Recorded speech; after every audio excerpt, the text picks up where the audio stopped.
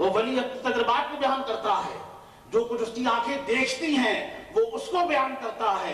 اور میں نے عرض کیا کہ ظاہر ہے کہ وہ بیان اس لیے کر رہا ہے کہ اس کو اللہ تعالیٰ نے دکھا دیا ہے، اللہ نے اسے مشاہدہ کرا دیا ہے، وہ اللہ کے جلووں میں مستغرق ہو گیا ہے اور اس مقام پر پہنچا ہے جو اس کے اپنے حواس معطل ہو جاتے ہیں، اس کی اپنی عقل معطل ہو جاتی ہے، اور پھر اس مقام پر پہنچنے کے بعد دنیا کی کسی شے سے وہ ڈرتا نہیں ہے، کسی کو خاطر میں نہیں لاتا، اس لیے اس کو معلوم ہے کہ اپنا سب کچھ جس کو دے چکا ہوں وہی تو محافظ ہے، وہی محافظ ہے. یہ بھی بہرحال ایک مرحلہ ہے. بس کہنے کا مدعا اور مقصد یہ ہے کہ ہمارے بزرگان دین نے، ہمارے اکابرین نے، ہمارے اولیاء اللہ نے، حضرت مخدوم سمنانی اور ان کے درجے کے اکابرین نے اپنی اپنی کتابوں میں توحید حالی کے حوالے سے، توحید علمی کے حوالے سے اور دیگر مقامات کے حوالے سے جو اپنے تجربات، اپنے مشاہدات، اپنی واردات کو بیان کیا ہے، درج کیا ہے، وہ در حقیقت ان کے ذاتی تجربات اور مشاہدات ہیں، وہ توحید ایمانی کے مقابل نہیں ہیں،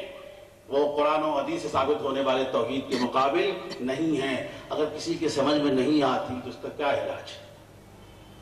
اسے چاہیے تھا کہ جا کے سمجھے، دیکھے، تو وہ ان واردات کو، ان مشاہدات کو بطور دلیل کے پیش کر کے کہتا ہے دیکھو صوفی نے یہ کہا، قرآن یہ کہتا ہے، صوفی نے یہ کہا، حدیث میں یہ ہے. وہ تاثر یہ دے رہا ہے کہ صوفی جو توحید بیان کر رہا ہے وہ قرآن کے بھی خلاف ہے، وہ حدیث کے بھی خلاف ہے.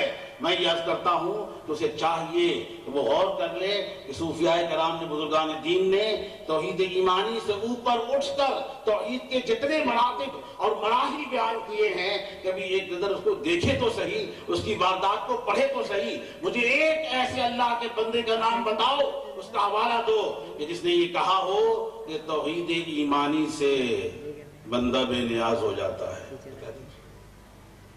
کسی نے کہا ہو؟ کبھی نہیں کہا.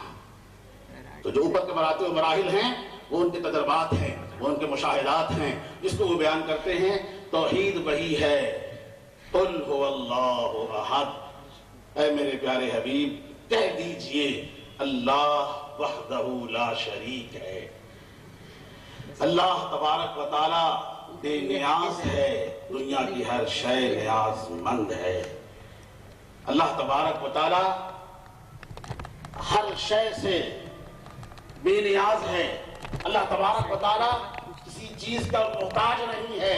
دنیا کی ہر شے اللہ کی محتاج ہے. اور جب بندے پر مار پڑ رہی ہوتی ہے تو پناہ بھی وہ اللہ ہی کی لیتا ہے. ایک صوفی کی بات کرتا ہوں، ایک چکر گیا، کہاں ہے اللہ، کہاں ہے اللہ، کیسے نظر آئے گا، کیسے محسوس ہوگا، کہاں ہے اللہ. اس اللہ کے بندے نے کہا کیا کرتے ہو؟ کشتی چلاتا ہوں، ملاح ہوں، کشتی چلاتا ہوں. کبھی ایسا ہوا ہوگا، کبھی ایسا ہوا ہوگا کہ تم دریا کے بیچ میں ہو اور کوئی بھنور آ جائے، تم دریا کے بیچ میں ہو، طوفان آ جائے، تمہاری کشتی ڈوبنے لگے، ڈوبنے کے قریب ہو جائے. ایمانداری سے بتانا کہ جس وقت تمہاری کشتی بھنور میں پھنستی ہے، جس وقت تمہاری کشتی ڈوبنے لگتی ہے، بے ساختہ تمہاری زبان پر کیا آتا ہے؟ بے ساختہ. کسی کی تعلیم کے نتیجے میں نہیں، کسی کی تبلیغ کے نتیجے میں نہیں، کسی کے کہنے کے نتیجے میں نہیں، بے ساختہ اندر سے کیا آواز آتی ہے؟ وہ کہنے پر مجبور ہو گیا. جب کشتی ڈوبنے لگتی ہے تو بے ساختہ زبان سے آتی یا اللہ خیر. تو وہی اللہ ہے، وہی اللہ ہے.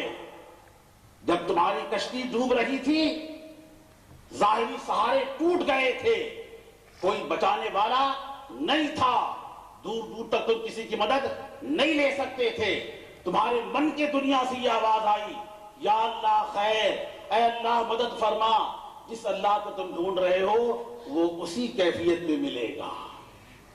وہی اللہ ہے، وہی اللہ ہے، وہی اللہ ہے.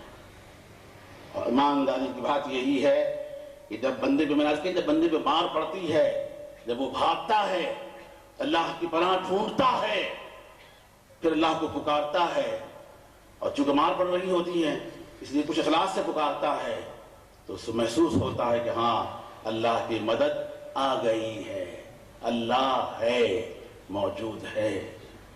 ہمیں تو ہمارے مخدوم نے کہا یہی ہے کہ صرف اللہ ہی تو ہے، صرف اللہ ہی ہے، باقی کچھ نہیں ہے۔